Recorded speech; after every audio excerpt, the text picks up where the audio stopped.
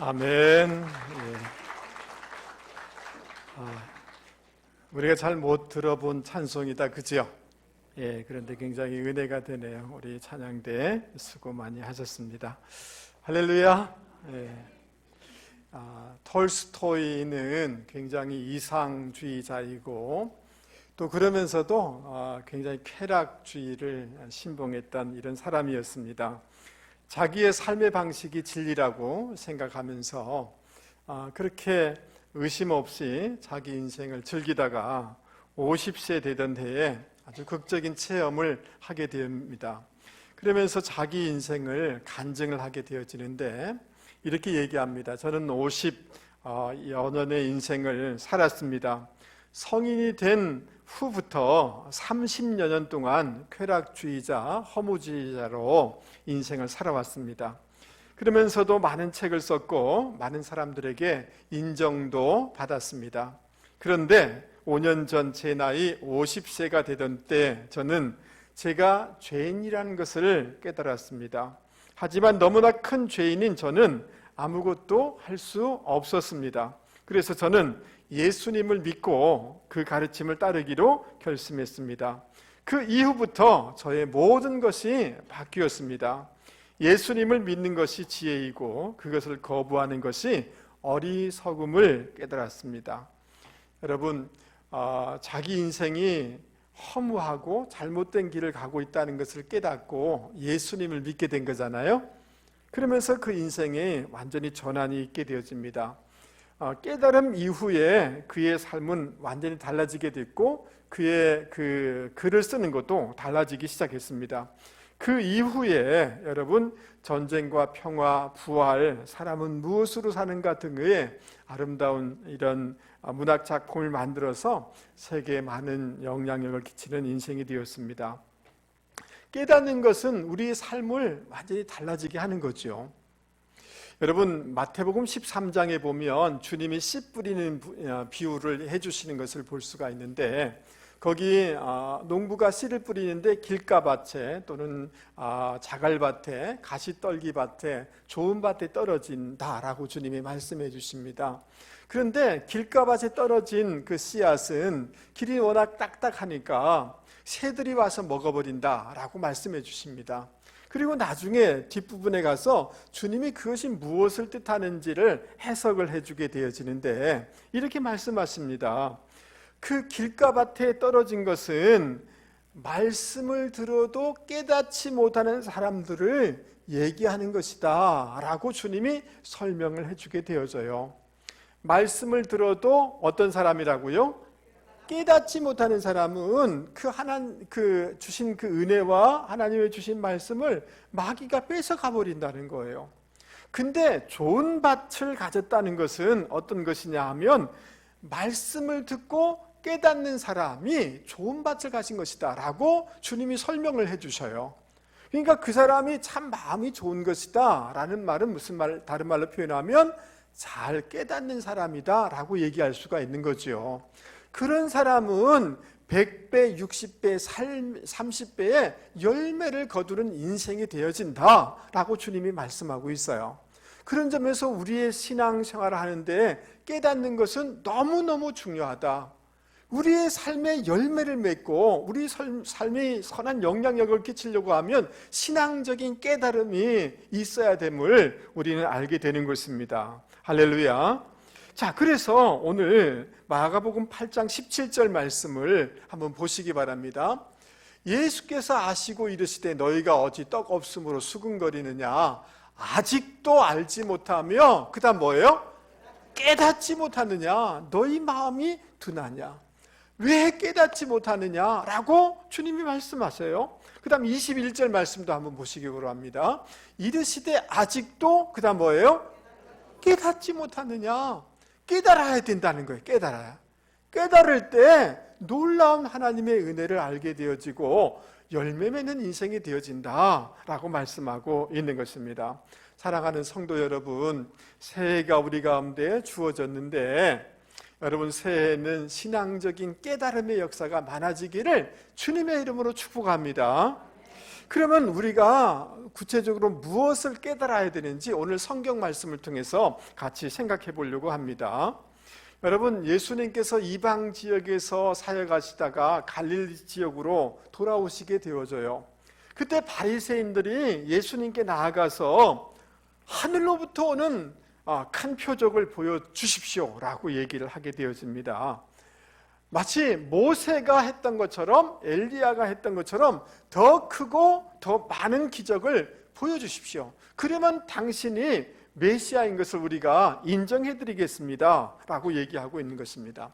이 표적을 보여달라는 것은 신적인 존재를 증명하는 어떤 기적을 보여달라는 거예요. 외적인 증거를 보여달라는 것입니다. 여러분, 사실은 그 보여달라는 데는 사모함이나 알고 싶은 마음이 아니라 그 마음속에 불신이 있는 거예요. 시험하려고 하는 마음인 것을 주님은 아신 거예요.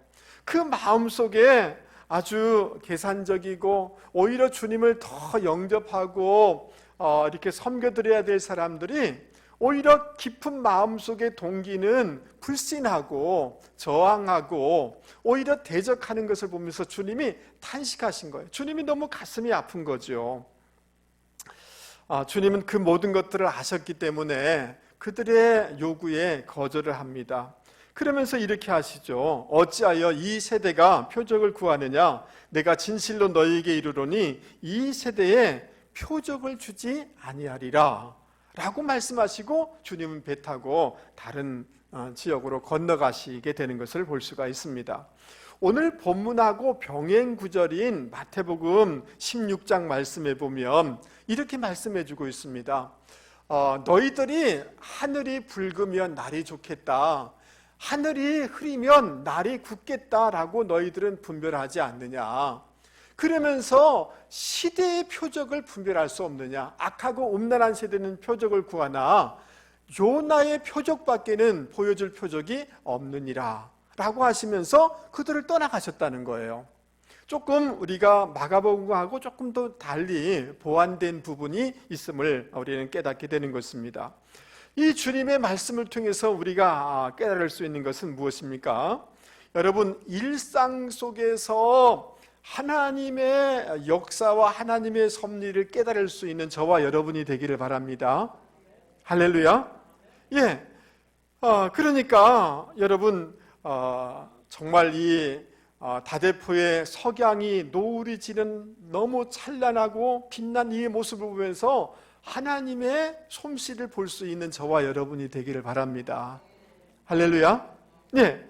그 다음 여러분, 우리의 일상생활이, 일상의 삶이 기적이라는 것을 여러분 깨달을 수 있는 저와 여러분이 되기 바랍니다. 여러분, 우리는 이렇게 자연스럽게 호흡하고 있는데요, 대학병원에 가서 인공호흡기 하면 하루에 몇백만 원씩 그거 내야 돼요. 여러분, 지금 내 힘으로 호흡할 수 있는 것이 기적이라는 것을 여러분 깨달을 수 있기 바랍니다. 일상이 기적인 거예요. 막 죽었다가 살아났을 때 막 은혜다, 기적이다. 물론 그런 은혜도 있지만 여러분, 내가 그냥 일상적인 삶을 살아가는 것이 기적이고 은혜라는 것을 깨달을 수 있는 저와 여러분이 되실 수 있기를 바랍니다. 할렐루야. 근데 이 바리새인들은 모세보다 더 많은, 엘리야보다 더 많은 양의 기적을 보여달라. 우리의 마음 가운데도 그런 게 있어요. 더 큰 은혜, 더 많은 양의 기도 응답, 이런 것을 요구하게 되어져요. 그래서 비교하게 되는 것입니다. 여러분, 우리의 매일매일의 삶이 기적이고 나에게 이미 주어진 것으로 감사하면서 살아가는 것이 복된 것이다 라는 것을 깨닫는 분들이 되실 수 있기 바랍니다. 그분은 천국을 경험하게 될 줄 믿습니다. 네. 두 번째로 주님은 요나의 표적밖에 보여줄 것이 없다라고 얘기하고 있는데, 이 말은 무슨 말이냐 하면, 요나가 그냥 배에서 바다로 던져지지 않습니까? 큰 고기 속에 들어갔다가 3일 만에 살아서 나오게 되지 않습니까? 그러니까 요나의 표적이라는 것은 뭐냐 하면 예수님의 십자가 부활을 얘기해 주는 거예요. 가장 너희들에게 보여줄 수 있는 가장 큰 표적은 다른 것이 아니라 십자가 부활이다. 예수님의 십자가 부활이 우리 인생의 최고의 최종적인 표적이요 기적이요 은혜라는 것을 여러분 기억하실 수 있기 바랍니다. 주님의 십자가와 부활 안에 놀라운 은혜가 있어요. 우리의 죄 문제가 해결되어지고 죽음의 문제가 해결되어지고 마귀의 사단의 문제가 해결되어지는 것이 예수님의 십자가 부활에 있는 줄 믿습니다. 이 십자가와 부활의 은혜를 가진 사람은 모든 표적을 가진 사람인 줄 여러분 믿을 수 있기 바랍니다. 그 예수님이 주신 그 어떤 것보다 더 중요한 것은 예수님 그분 자신을 알고 신뢰하고 살아가는 것이 더 중요한 거죠. 할렐루야. 여러분, 예수님께서 이 요한복음에 보면 그 7가지 표적을 보여주세요. 근데 표적을 영어는 뭐라고 번역하고 있느냐면 사인이라고 번역하고 있어요. 예수님께서 어떤 기적, 어떤 표적을 보여주시는데 거기에는 뜻이 있는 기적이란 뜻이에요. 그냥 그 기적 자체를 얘기하는 것이 아니라 그 안에 메시지가 있다는 것이, 뜻이 있다는 거예요. 첫 번째 표적이 뭐냐 하면 가나온인 잔치집에서 물을 포도주로 만드시지 않습니까? 여러분, 인생이 기쁨을 잃어버리고 또 맛이 없고 향이 없는 인생을 주님이 우리 인생을 가치가 있고 향나는 인생, 기쁨을 회복시켜 주시는 그 예수님이라는 것을 뜻을 담고 보여주시는 거예요. 할렐루야. 그 주님을 붙잡게 되어지면 우리 인생에 향기 나는 인생이 되어지는 줄 믿습니다. 그러니까 지금 포도주로 만들어주세요보다 더 중요한 메시지는 뭐예요? 주님 안에 있으면, 주님이면 우리 인생이 그렇게 되어진다는 거죠. 두 번째 표적은 무엇이냐 하면 죽을 병에 걸려있는 왕의 신하의 아들이 있었습니다. 근데 주님이 그 믿음을 보시고 가라 나았다라고 얘기해 주세요. 거리에 상관없이, 상태에 상관없이 주님은 회복시켜 주실 수 있는 그런 분이라는 거죠. 할렐루야. 그 주님을 붙잡고 있고 그 주님 안에 거하시면 되는 줄 믿을 수 있기 바랍니다. 여러분, 세 번째 표적은 38년 된 병자를 주님이 고쳐주셔요. 아무런 소망이 없어요. 너무너무 절망이에요. 피해의식밖에 없어요. 주님의 그곳에 임하는 은혜가 있을 때 그런 치료함을 받게 되지 않습니까? 회복함을 받지 않습니까? 여러분, 은혜를 주시는 주님이신 줄 믿습니다. 주님의 은혜가 우리의 삶 가운데 들어오시면 모든 것이 풀어지게 되는 줄 여러분 믿을 수 있기 바랍니다. 그리고 오병이어로 5,000명을 먹이시는 네 번째 표적을 보여주세요. 주님은 생명의 떡이 되시는 줄 믿습니다. 우리에게 참 만족을 공급하여 주실 수 있는 그런 분이라는 거죠. 여러분 믿습니까? 그리고 바다 위를 걸으시면서 풍랑을 잔잔케 하세요. 우리 주님은 환경을, 자연을 통치하시는 그런 주님이라는 거죠. 그리고 우리 가운데 구원과 참된 평안을 제공해 주시는 주님이라는 거죠. 그러니까 그 주님이면 되는 것 아니겠습니까? 주님을 의지하고 붙잡고 있으면 되는 것 아니겠습니까? 여섯 번째 표적은 뭐냐 하면 날 때부터 소경된 사람을 눈을 뜨게 해주셔요. 주님이 생명의 빛, 구원의 빛을 가져다 주시는 그런 분이라는 거예요. 그리고 마지막 일곱 번째 표적은 뭐냐 하면 죽은 나사로를 살리시는 표적을 보여주세요. 그것은 뭐냐 하면 죽음의 권세를 깨뜨리시고 우리를 살아나게 하시는 주님이시라는 거죠. 그러므로 사랑하는 성도 여러분, 우리가 깨달아야 될 것은 뭐냐 하면 나에게도 여러분 간증자가 와서 간증해주면 참 은혜가 되죠.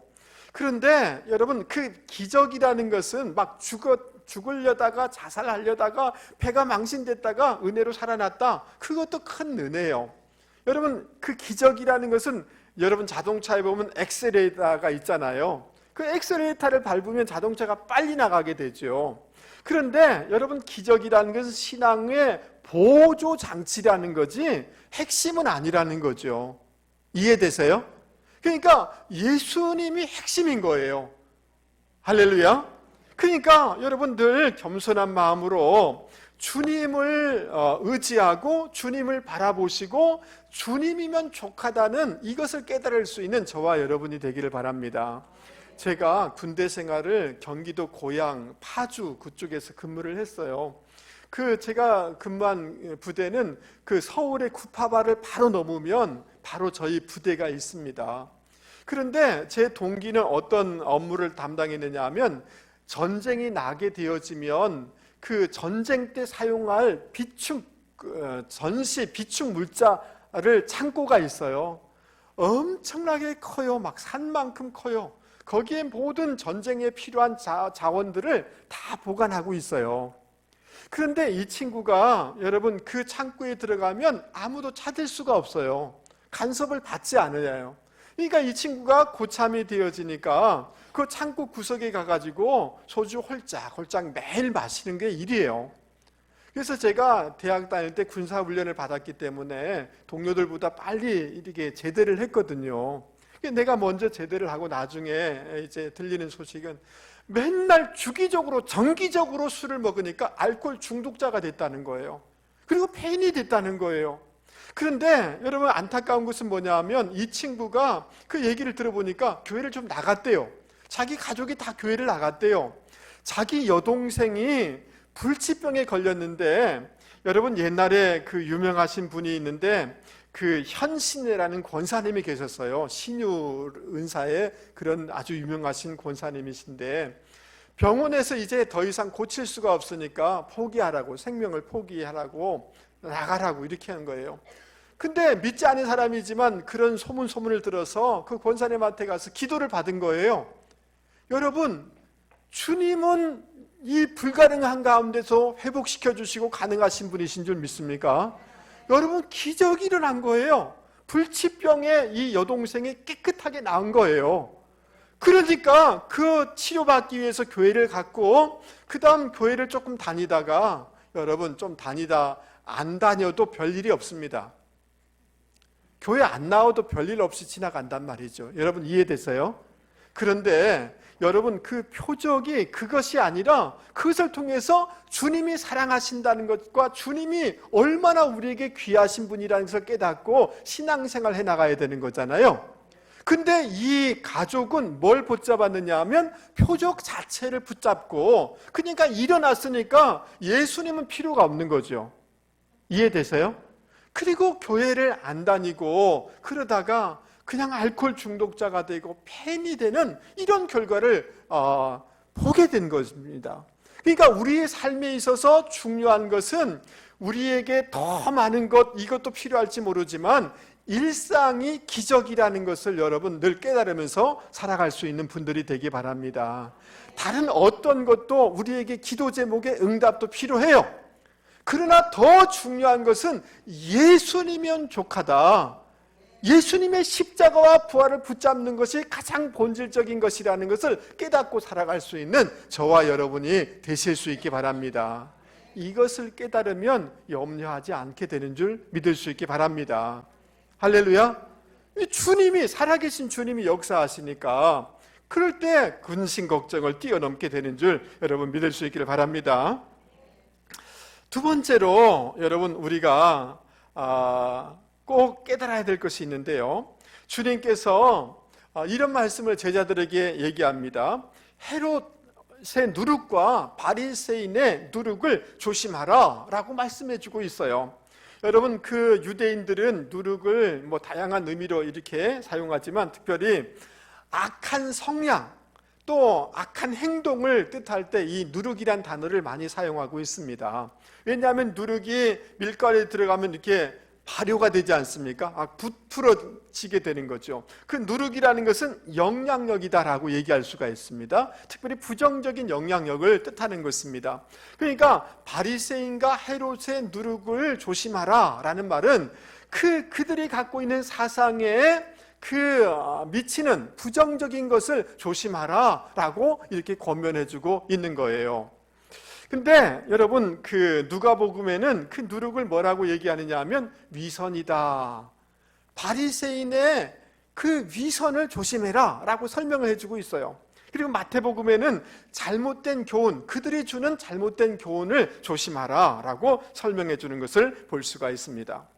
여러분 이 바리새인들은 주님의 가르침이 있음에도 불구하고 자아가 너무 딱딱한 거예요. 자기 고집이 너무 강한 거예요. 얼마나 독선적인지 몰라요. 종교적인 형식은 있어요. 종교적인 것들은 익숙해 있어요. 그러나 주님의 말씀이 자기 속에 들어오지 않아요. 주님과 깊은 교제를 하지 않아요. 생명력 있는 교제가 아니에요. 주님을 닮아가지 않아요.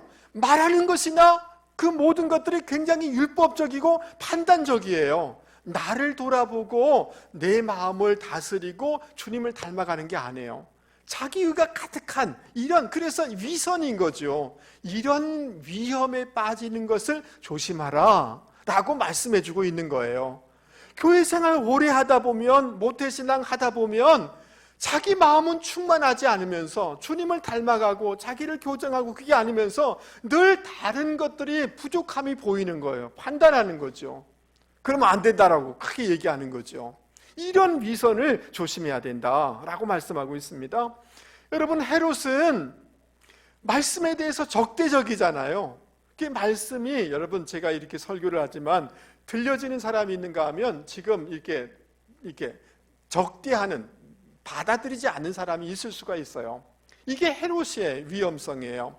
그 다음 헤롯은 자기의 위치, 자기의 명예, 자기의 영광을 구했어요. 그리고 세상 쪽에서 편한 것을 구하는 거예요. 이것이 헤롯의 누룩이다라고 얘기할 수가 있는 것입니다. 하나님의 영광보다 자기 이해관계에 굉장히 조금만 건드리면 이제 견딜 수가 없는 이런 것들, 이게 헤롯의 누룩이다라고 얘기할 수가 있습니다. 바리새인의 누룩이나 헤롯의 누룩은 한마디로 얘기하면 세속적인 가치관, 세속적인 것의 위험을 늘 잊지 말고 살아가야 된다라는 이런 말씀인 거죠. 할렐루야, 할렐루야. 예, 여러분, 가나안 땅을 이제 정복을 목전에 두고 12명을 파송해서 그 정탐을 하지 않습니까? 근데 그 중에 여호수아와 갈렙을 빼놓고 10명의 사람이 가서 보고 와가지고 이렇게 얘기합니다. 가서 봤더니만 성이 너무 견고합니다. 큽니다. 그리고 사람들은 우리보다 평균 키가 더 커서 거인 족속이 많이 있습니다. 우리는 메뚜기와 같습니다. 이 땅을 정복할 수가 없습니다 라고 부정적인 말을 해요. 부정적인 시각으로 보고 부정적으로 해석하고 부정적인 말을 해요.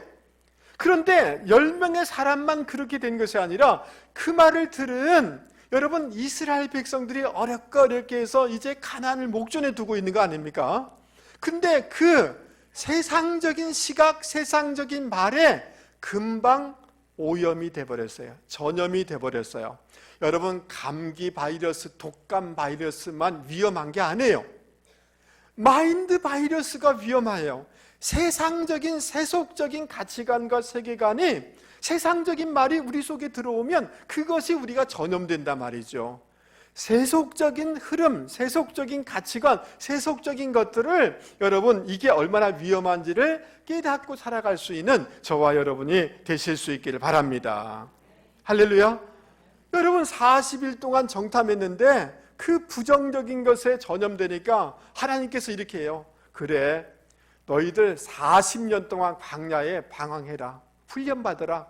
여러분, 40년 동안 그 잘못된 세상의 시각과 말과 가치에 오염되자 40년 동안 광야에서 방황하다가 다 소멸돼 버리는 인생이 돼버린 것이 10명과 이스라엘 백성이단 말이죠.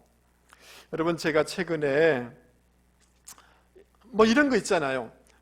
좀 이따가 좀 말씀을 드리려고 합니다만은, 여러분들이 무슨 불교에 대해서 얘기하면 어느 스가 말이지 이렇게 얘기해요. 여러분, 어떻게 해요? 스님이 이렇게 하잖아요. 근데 왜 목사님한테는 목사님 안 하고 목사라고 그러세요? 자기들끼리 얘기할 때는 절대 님자 안 붙입니다. 왜 말이 없어요? 그런가 보다. 예. 그래서 목사가 말이지 은근하게 교회와 이런 거 비판하는 사람 옆에 있다 보면 내가 그냥 오염돼요. 그 전까지는 목사님 이렇게 했는데 다음 주부터는 그 목사 말이지 이렇게 해요. 이해되세요? 기도 안 하는 것을 정상적으로 이렇게 얘기하고 이렇게 하는 옆에 있으면 나도 모르게 기도 시간이 없어져요. 전염된다니까요. 여러분 이해되세요? 예배가 중요한 줄 믿습니다. 예배를 소중히 여기고 그 옆에 있으면 나도 예배 드려야 된다라고 생각이 되어져요. 예배를 안 드리는 사람 옆에 있다 보면 나도 모르게 예배 안 드린 사람으로 전염된단 말이죠. 여러분 이해되세요? 그러니까 영적으로나 이런 것들이 깨어있지 아니하면 새 속이 그냥 가만히 있는 것이 아니라 그것이 나를 그렇게 만들고 그렇게 가족으로 주변으로 전염되도록 한단 말이죠. 그런 점에서 새 속의 그 위험성을 깨닫고 깨어있는 삶을 살아가는 분들이 되기를 주님의 이름으로 권면을 드립니다. 여러분 제가 최근에 신문을 보다가 은혜를 받았어요. 여러분 날개라는 노래를 아실지 모르겠습니다. 일어나라 이야 다시 한번 걸어라 뛰어라 이런 노래예요. 아세요? 어느 누가 인생을 떠도는 구름이라 하였는가, 어느 누가 청춘을 흘러가는 물이라 하였는가, 아이야 일어나라 라는 노래예요.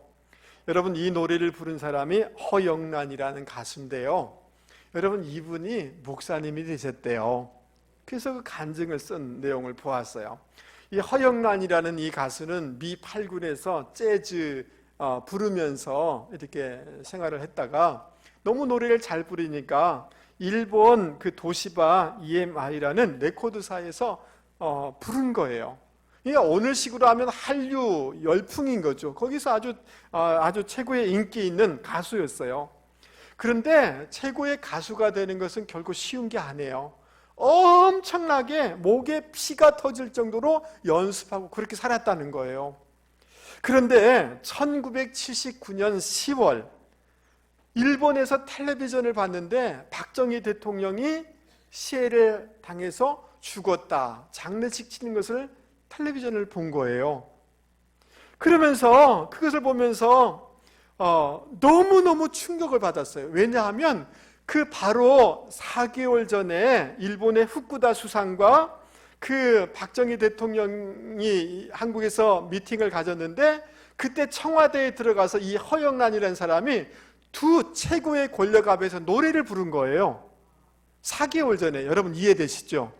그런데 자기 앞에 그 최고의 권력자가 총 맞고 죽었다는 게 얼마나 충격이겠어요. 그러면서 인생이 이렇게 허무하구나, 허무한 인생, 내가 목에 피가 나도록 연습하면서 이를 살 이유가 뭐가 있겠는가 라는 생각이 들더라는 거예요. 그러면서 어느 날 주일날인데요, 그 일본 방송국으로 가다가 그 근처에 한국 한인교회가 있었는가 봐요. 거기 들어갔는데 눈에 확 띄는 게 십자가예요. 십자가가 자기에게 확 다가오면서 눈물 콧물을 흘리면서 회개하게 되어져요. 주님을 만나게 되어져요. 하나님을 만나게 되어져요. 할렐루야. 그러면서 만나는 사람마다 예수 믿으라고 그러고, 그리고 막 금식 기도를 시작하게 되는 거예요. 그래서 여러분 한국에 들어왔는데 그 남별될 사람이 그래도 당신 가수인데 한국에 노래 하나는 있어야 되지 않겠냐, 음반 하나는 있어야 되지 않겠느냐 라고 해서 그때 받은 곡이 날개라는 곡이라는 거예요. 근데 여러분 노래를 먼저 부르고 이 음반이 나와야 되잖아요. 그래서 100일 동안 나올 때 동안 끊임없이 하루도 쉬지 않고 기도를 했다는 거예요. 여러분 가수가 그 오픈된 장소에서 기도하는 게 쉽지 않잖아요. 어떤 때는 화장실에 들어가서 30분 기도를 막 하는 거죠. 그런데 여러분 이 노래 음반이 나오자마자 최고의 노래가 된 거예요. 여러분 이해되시죠? 예, 한참 최고의 노래 됐는데 하나님하고 약속한 거예요. 여기까지만 제가 부르겠습니다. 7개월 딱 부르고 딱 그만둔 거예요. 더 이상 이제 여기까지만 됐습니다 라고 해서 여러분 결혼해서 미국에 건너가게 되었어요. 그렇게 열심히 미국에서 신앙생활하고 살다가 어느 날 여러분 이분이 레코드 가게에 들어갔는데 흑인이 그 가스펠송을 부른 노래를 듣다가 은혜 받은 거예요. 하나님, 내가 전직 가수인데 세상 노래는 못 부르지만 가스펠송을 통해서 하나님께 영광 올려드리고 싶습니다 라고 고백을 하게 된 거예요. 그래서 세상 노래는 안 부르지만 이분이 찬송을 하면 귀신 들린 자가 떠나가게 되어지고 병든 자가 치료되는 놀라운 역사가 일어나는 거예요. 여러분, 목사님이 되신 거예요. 할렐루야. 자, 그런데 여러분, 이 날개라는 곡을 지은 사람이 조은파라는 그런 작사 작곡가인데, 이분은 어떤 사람이냐 하면 그 태진아 씨의 옥경이란 노래 아세요? 네, 오늘 제가 별 얘기를 다 합니다. 칠갑산이란 노래 아십니까? 제가 우리 집사람이 여보 나에게 노래 불러주세요 하면 제가 맨날 불러주는 게 있어요. 젖은 손이 아내에게 바치는 노래, 이 노래를 만든 분이세요. 그런데 이 사람은 철저하게 무신, 어머니는 이제 예수 믿는 분인데 교회를 한다는 사람이었어요. 근데 너무 허무하고 아버지가 돌아가시면서 절망하고 자기 삶에 너무 어려움이 있었는데 어느 날 선잠을 잤는데 어떤 분이 일어나라 아이야 라는 음성을 확 들려주면서 잠자리에서 깬 거예요. 그리고 그 자리에서 여러분 그 작사 작곡한 것이 날개라는 노래예요. 나중에 보니까 여러분 이게 뭐예요? 주님께서 여러분 그 마가복음 5장에 보면 회당장 야이로의 딸이 죽었을 때 그곳에 찾아가서 소녀야 달리 타쿰 일어나라, 그 음성이잖아요. 주님의 음성이었던 거죠. 할렐루야. 그런데 이 조은파라는 사람이 예수 믿고 선교사님이 됐다는 거예요. 할렐루야. 할렐루야. 예, 여러분 제가 뭘 말씀드리려고 하냐면 우리가 가만히 있으면 중립적이지가 않아요. 신앙에서 조금 쉬려고 하고 이러면 중립적인 상태로 그대로 유지되는 게 아니에요. 세속적인 가치관, 세속적인 것이 나를 지배하고 세상으로 흘러가게 만들 수밖에 없어요. 바리새인과 헤롯의 누룩을 조심해야 된다, 이걸 깨달아야 된다라고 주님은 말씀해 주고 있는 거죠. 할렐루야. 그러므로 사랑하는 성도 여러분, 세상에 물들지 않도록 늘 깨어서 살아가는 올 한 해가 되실 수 있기를 바랍니다. 그 일깨우지 아니하면 세상의 가치관이 나는 아니라고 하는데 그냥 물들어요. 그 말에 물들고 세상의 분위기에 물들고 그럴 수밖에 없는 게 우리 인생이란 말이죠. 여러분 이해되세요? 그래서 올해 이것을 행하려고 해요. 153 운동을 행하려고 해요. 하루에 꼭 한 번 큐티하고 말씀을 묵상하는 이 삶을 살아내는 저와 여러분이 되기를 바랍니다. 그래야지 이 세속을 이겨나갈 수가 있는 거예요. 하루에 5가지를 어떻게 하든지 감사 제목을 찾을 수 있는 이 운동을 해보려고 그래요. 억지로라도 찾을 수 있기를 바랍니다. 아멘 하시죠? 예. 그리고 감사한 마음만 가진 게 아니라 하루에 3번은 꼭 감사를 표하라는 거죠. 표해보자는 거죠. 아버지, 어머니 참 고마워요. 이번에 이렇게 해주셔서 고마워요. 이렇게 표현해보라는 거죠. 이렇게 해나갈 때 세속의 위험성이 얼마나 큰지를 알고 이런 경건 생활을 통해서 우리가 신앙생활을 해나갈 때 우리의 삶에 놀라운 회복의 역사가 일어나게 될 줄 여러분 믿을 수 있기를 바랍니다. 할렐루야. 제자들이 배를 타고 이제 건너가게 됐어요. 근데 장거리 여행을 하려고 하면 음식을 준비해야 되잖아요. 근데 막 바리새인들이 위협적으로 나오니까 급하게 나온다고 떡을 준비를 못한 거예요. 음식을 준비 못한 거예요. 그냥 배 안에는 떡 한 덩이밖에 없는 거예요. 그래서 제자들끼리 수군거린 거예요. 큰일 났다. 우리 뭐 먹고 살지? 이게 먹을 것이 없어. 원풍기 좀 꺼주시면 좋겠습니다. 걱정이 확 자기들을 몰아치는 거예요. 그때 주님께서 말씀하시죠. 19절 이하에 보면 얘들아, 내가 5병이어로 5,000명을 먹이지 않았느냐? 7병이어로 4,000명을 먹이고 남지 않았느냐? 라고 말씀해 줘요. 그러면서 아직도 깨닫지 못하느냐? 라고 주님이 말씀해 주고 있는 거예요. 여러분, 제자들이 그냥 떡 한 덩이밖에 없는 것을 알고 걱정과 염려가 확 자기들을 주장하는 이런 상황인데, 그것은 제자들의 문제만이 아니라 우리들의 문제도, 우리도 동일하다는 것을 우리는 알게 되는 것이죠. 할렐루야. 그런데 여러분, 주님은 오병이어로 칠병이어로 이 모든 것을 먹이시는, 없는 곳에서 있게 하시는 분이 우리 주님이신 줄 여러분 믿을 수 있기를 바랍니다. 주님 자신이 생명의 떡이시잖아요. 맞아요? 그 기적을 베풀었던 주님은 여전히 지금 배 안에 그들과 함께하고 있는 거잖아요. 그 주님을 바라보지 않고 여러분 지금 이 문제에 이렇게 고정되니까 두려움, 염려가 자기들을 주장하게 되는 거죠. 그래서 주님이 17절 말씀이 굉장히 중요해요. 오늘 요절이라고 얘기할 수가 있는데, 여러분 이 다른 것은 잊어버려도 17절은 잊지 마셔야 돼요. 우리 같이 한번 크게 읽어보도록 하겠습니다. 예수께서, 시작. 예수께서 아시고 이르시되 너희가 어찌 떡이 없으므로 수군거리느냐, 아직도 알지 못하며 깨닫지 못하느냐, 너희 마음이 둔하냐.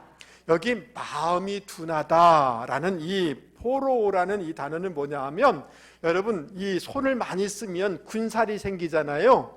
그래서 여기 닿아도 별 감각이 없어요. 맞아요?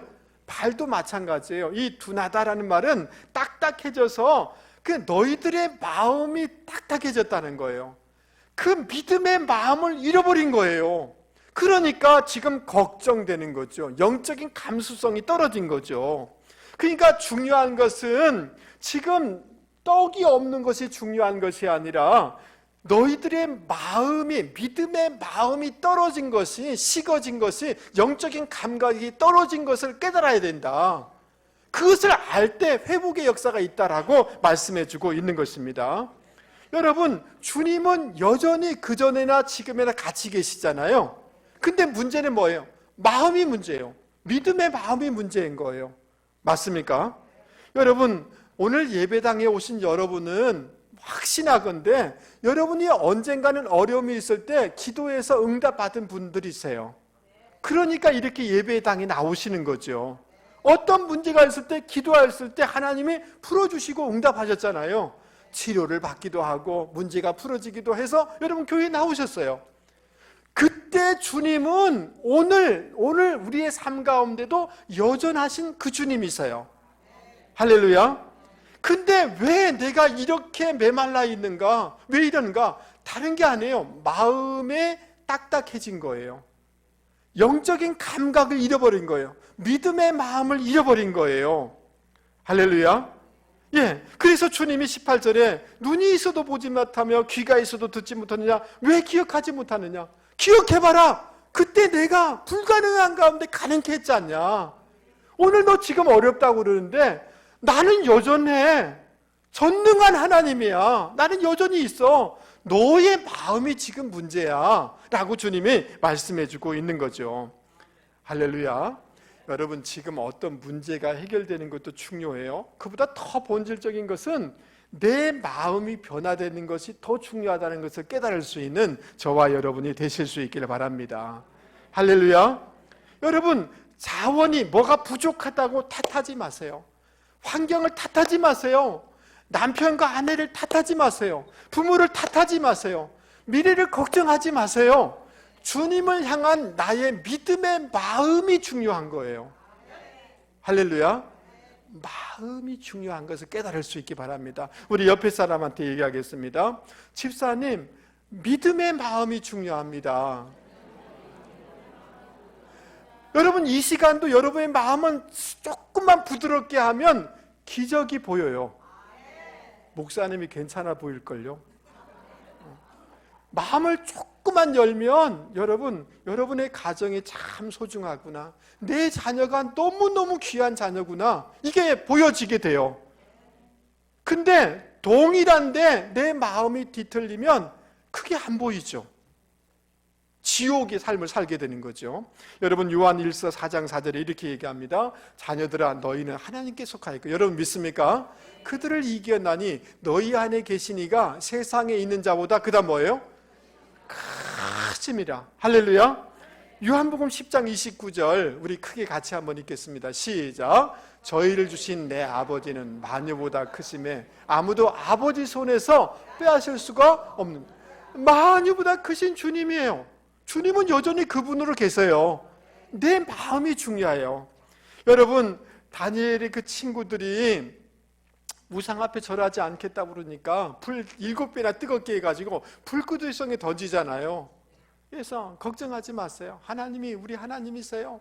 그리 아니하실지라 난 괜찮아요 라고 하면서 이렇게 불구덩이 속에 들어가요. 그럼 왜 그러냐 하면 다니엘서 11장 32절 말씀 한번 보여주세요. 오직 자기의 하나님을, 그 다음 뭐예요?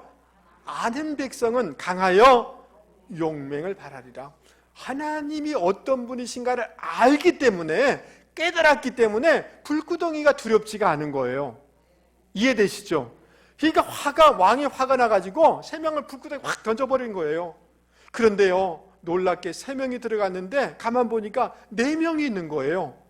성육신 하시기 전에 예수님이 그곳에 임하셔서 머리카락, 피부, 옷 하나 상하지 않도록 그들을 보호해 주시고 건져 주시는 거예요. 할렐루야. 하나님은 여전하세요. 주님은 어제나 오늘이나 영원토록 동일하세요. 너무 걱정하지 마세요. 할렐루야. 주님에 대한 우리의 마음이 중요해요. 환경에 대한 우리의 마음이 중요해요. 이 마음이 중요하다는 것을 깨닫게 되어질 때 우리의 환경에 놀라운 회복의 역사가 일어나게 될 줄 여러분 믿을 수 있기를 바랍니다. 말씀을 마치려고 합니다. 사랑하는 성도 여러분, 올해는 다른 어떤 것보다도 신앙적인 말씀의 깨달음의 역사가 많아지는 저와 여러분이 되기를 바랍니다. 일상이 기적입니다. 예, 그냥 이게 기적이에요. 아멘. 그리고 다른 어떤 것보다 예수님을 꼭 붙잡고 살아가세요. 예수님이면 족한 줄 믿을 수 있기 바랍니다. 주님이 계시면 해결해 주시잖아요. 그리고 여러분 153 늘 감사하고 감사를 표하고 말씀 묵상하고, 그래서 새 속의 이 물결을 밀어내면서 살아가는 저와 여러분이 되기 바랍니다. 금묵자학이란 말이 있어요. 세상을 가까이 하면 나는 그렇게 될 수밖에 없어요. 말씀을 가까이 할 수 있는 저와 여러분이 되기를 바랍니다. 할렐루야. 그리고 믿음의 마음이 중요해요. 뭐가 중요하다고요? 믿음의 마음이 중요하다는 걸 깨닫고 내 마음을 바꾸고 내 마음을 부드럽게 하고 내 마음을 믿음의 마음으로 가지면 주님이 역사해 주실 줄 여러분 믿을 수 있기 바랍니다. 그래서 새해에는 좋은 간증들이 많아지기를 주님의 이름으로 축복합니다. 천국을 많이 누려나가는 분들이 되기를 주님의 이름으로 축복합니다. 이 말씀을 생각하면서 찬송가 523장 우리 박수치면서